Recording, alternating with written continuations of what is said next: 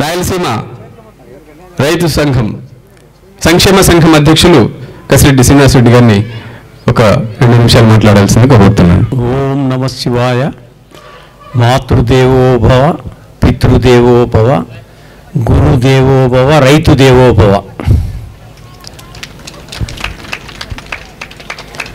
వేదిక మీద ఉన్న పెద్దలకు, మిత్రులకు, వేదిక ముందున్న పెద్దలకు, సోదర సోదరిమణులకు, రైతులకు, రైతు సంఘాల నాయకులు అందరికీ నమస్కరిస్తూ,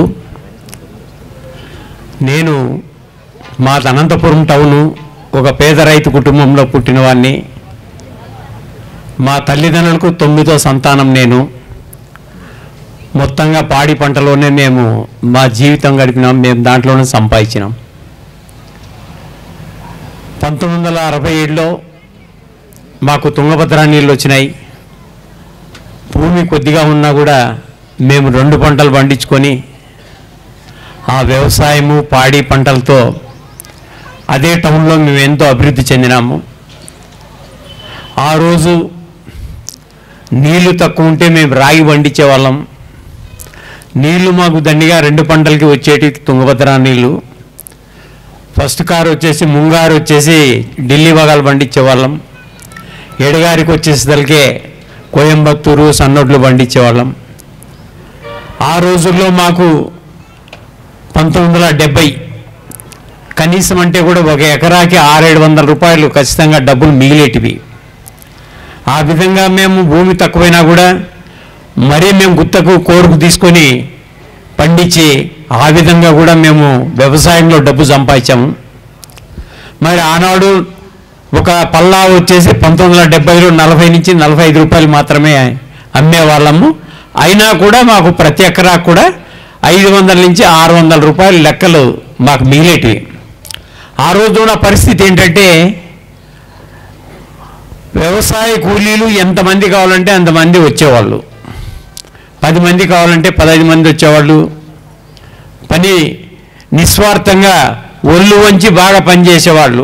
వేరే మాట్లాడేది కానీ అనవసరమైన వ్యవహారాలు కానీ చేసేవాళ్ళు కాదు.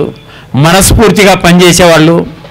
ఆ విధంగా చేయడం వల్ల కూడా రైతులకు పెట్టుబడి తగ్గి వ్యవసాయంలో డబ్బులు బాగా మిగిలేటివి. రాంగ ఏమైపోయిందంటే ఈ ప్రభుత్వాలు ఉచితం అనేటివి ఇస్తూ ప్రజల్ని ఈ రాజకీయ నాయకులే సోమరులుగా తయారు చేశారు. రైతుల్ని ఇది కూలీలుగా తప్పు. ఇది 100% రాజకీయ నాయకుల యొక్క స్వార్థంతో చేయడం వల్ల ఈరోజు మనకి ఈ గతి ఏర్పడింది. కాబట్టి ఎటువంటి పరిస్థితుల్లో కూడా ఆనాడు చేస్తున్న కూలీలు నిజంగా రాజకీయ నాయకులు చేశారే కానీ రైతులు కూలీలు మాత్రం ఎప్పుడు కూడా తప్పు కూడా చేసేవాళ్ళు కాదు. అంతా మనస్ఫూర్తిగా పనిచేసేవాళ్ళు. ఇది రాంగ ఏమైపోయిందంటే మనకు ఒక సామెత ఉంది, రాంగ రాజుగుర్రం గాడిదైందనే సామెతగా తయారైంది.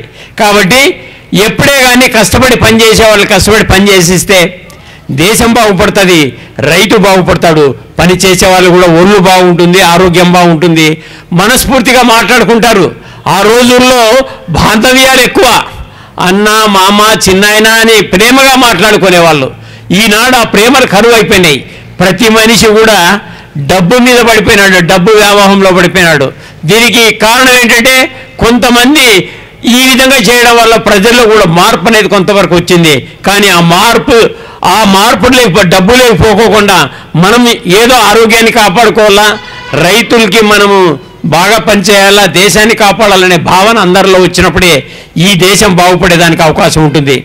మరి అదేవిధంగా మరి ఈరోజు మనం చూస్తున్నాం కొన్ని ఆనాడు 1968లో ఒక వ్యక్తికి 100 రూపాయలు ఇచ్చారు, బియ్యం 100 రూపాయలు ఉన్నాయి. ఈరోజు బియ్యం 4000 రూపాయలు ఉన్నాయి. ఆ వ్యక్తికి 80,000 నుంచి 1,00,000 రూపాయలు పోయింది. ఎంత వ్యత్యాసం ఉంది. 65% ఉండేది రైతాంగాన్ని పట్టించుకోకుండా వాళ్ళు కొంతమంది వాళ్ళ ఇష్టం వచ్చినట్లు చేస్తున్నారు. ఇది కరెక్ట్ కాదు. అది కనీసం అతనికి 80,000 ఇస్తే కనీసం రైతుకు ఒక పల్లా బియ్యానికి 10,000 ఇవ్వాలి కదా. అలా అయితేనే రైతు బ్రతుకుతాడు, కానీ లేకుంటే బ్రతకలేడు. 600 రకాల పంటలు పండిస్తాడు రైతు. 600 రకాల పంటలకి గిట్టుబాటు ధర కావాలని చెప్పేసి మేము భారత్ ప్రజా రైతు సంక్షేమ సంఘం పెట్టి 10 సంవత్సరాలు అయింది. మేము ప్రతి పంట కూడా రైతుకు గిట్టుబాటు ధర కావాలా అని మేము ప్రభుత్వానికి అయితే కోరుతున్నాం. కానీ ఏ ప్రభుత్వం కూడా ఇంతవరకు సరిగ్గా ఇవ్వడం లేదు. మరి అదేవిధంగా మరి ఆ క్యాలిక్యులేషన్ ప్రకారం ప్రభుత్వాలు ఆలోచన చేసి అరే అతనికి 80,000 ఇస్తున్నాం, కనీసం ఈ రైతుకు 10,000 అన్నా ఇవ్వాలనేది ఆలోచన చేసి 600 రకాలకి రైతుకి పంటకి గిట్టుబాటు ధర కలిగిస్తే రైతు బ్రతుకుతాడు. మరి ఏమైపోయింది ఈ మధ్యకాలంలో ఈ కొంతమంది స్వార్థపరులు లేనిపోని ఈ పెస్టిసైడ్స్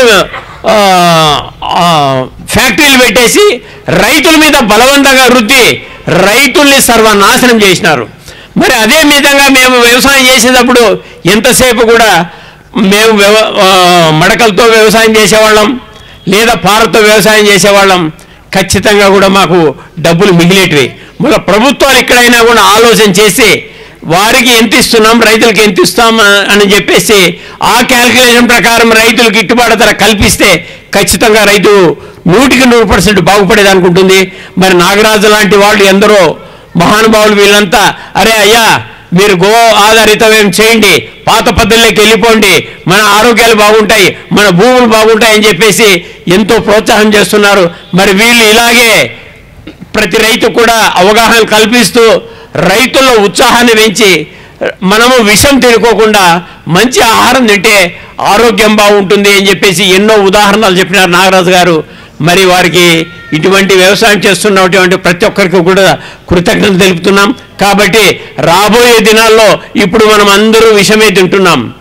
ఎన్నో రకాల మందులు కొడుతున్నారు, కాయల మీద మందులు కొడుతున్నారు, పంట మీద మందులు కొడుతున్నారు. మరి గో ఆధారిత వ్యవసాయం చేసే వాళ్ళు చాలా తక్కువ 1% ఏమన్నా ఉన్నారేమో అనిపిస్తుంది. ఎందుకంటే భారతదేశం మొత్తం మీద రైతులు 65% ఉన్నారు. 65% రైతులు పండిస్తేనే ఈ దేశానికి రెవెన్యూ వచ్చేది. రైతు కష్టపడి పండిస్తేనే 140 కోట్ల మందికి ఆహారం వస్తుంది. కాబట్టి అది ఆలోచన చేసి ప్రభుత్వంలో ఏ ఫ్యాక్టరీ నడవాలన్నా కూడా రైతు కష్టపడి పంట పండిల్లా, ఏ పరిశ్రమ నడవాలన్నా కూడా రైతు పంట పండిల్లా. ఈరోజు భారతదేశం మొత్తం మీద ఇన్ని మాల్స్ నడుస్తున్నాయంటే కారణం ఎవరంటే రైతు. వ్యాపారస్తులంతా బతుకుతున్నారంటే రైతులు. హోటల్లో వాళ్ళు వ్యాపారం చేసుకొని బ్రతుకుతున్నారంటే రైతులు. వడలు అమ్మేవాడు బతుకుతాడు, ఓలీలు అమ్మేవాడు బతుకుతాడు, ఇడ్లీలు అమ్మేవాడు బతుకుతాడు. కానీ రైతు బ్రతకలేకున్నాడు. ఈ 40 సంవత్సరాల్లోనే ఈ ప్రభుత్వాలు పట్టించుకుపోవడం వల్ల కనీసం అంటే 6 లక్షల మంది రైతులు చనిపోయినారు. మరి ఎవరు చనిపోయారు? కూలీలు చనిపోయారా?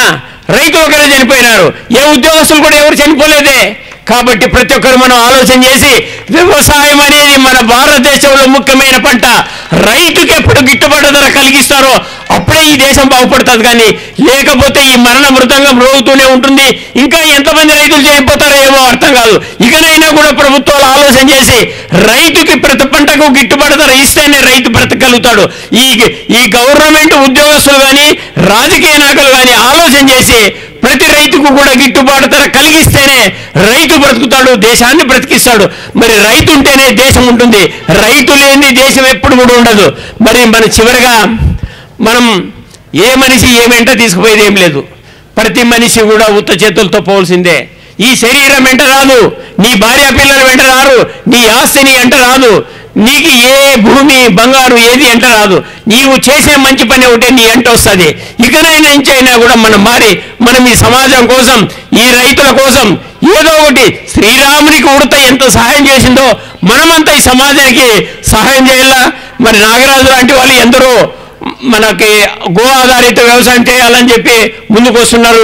వాళ్ళతో పాటు కూడా మేము కూడా నడుస్తూ మేము కూడా గో ఆధారిత వయసు ప్రతి రైతు కూడా చెప్తున్నాం. మరి అదేవిధంగా రాబో దినాల్లో ఎలా ఉందంటే మనకు రాయలసీమ, రాజులేలిన సీమ రాయలసీమ, మనకు ఇంతవరకు 2 పంటలకు నీళ్ళు వచ్చేటి. ఈరోజు మనకు ఒక పంట కూడా నీళ్ళు రావడం లేదు. మన ప్రభుత్వాలు ఆలోచన చేసి అయ్యా ఆంధ్ర సైడ్ 3 పంటలు పండుతున్నాయి, మనకి ఈరోజు ఒక పంట కూడా నీళ్ళు లేవు. మాకు కూడా ఒక పంటకు నీళ్ళు కావాలా. 40% ఉన్నాం మేము ఈ రాయలసీమలో. ప్రతి ఒక్కరు మన ట్యాక్స్ పేయర్సే. ప్రతి రూపాయలు 1 రూపాయి గవర్నమెంట్ కడుతున్నాం. ఎవరైనా సరే లాస్ట్కు భారతదేశంలో అడక తినేవాడు కూడా ట్యాక్స్ పేయరే. అతను టీ తాగితే ట్యాక్స్ ఉంటుంది, అతను టిఫిన్ తింటే ట్యాక్స్ ఉంటుంది, అతను లిక్కర్ తాగితే ఇంకా ఎక్కువ ట్యాక్స్ ఉంటుంది. కాబట్టి మనమంతా ట్యాక్స్ పేయర్సే. ప్రతి రూపాయలు కూడా 1 రూపాయి గవర్నమెంట్ కడుతున్నాం. ప్రతి రాజకీయ నాయకులకి జీతం మనమే ఇస్తున్నాం, ప్రతి ఉద్యోగస్తులకి జీతం మనమే ఇస్తున్నాం. కాబట్టి దీన్ని మనం మర్చిపోకుండా మనకు కావలసిన హక్కుల్ని మనం ప్రభుత్వాలను అడిగి తెప్పించుకోవాల్సిందే. రైతుకు ప్రతి పంట కూడా గిట్టుబాటు ధర కావాల్సిందే. కాబట్టి నాకు ఈ అవకాశం ఇచ్చినందుకు ప్రతి ఒక్కరికి నమస్కరిస్తూ సెలవు తీసుకుంటున్నాను. Thank you sir. కసిరెడ్డి గారికి హృదయపూర్వకంగా ధన్యవాదాలు తెలియజేస్తాను. సో మనం రైతుల చైతన్యం కొరకు ఈ సదస్సు జరుపుకుంటున్నాం.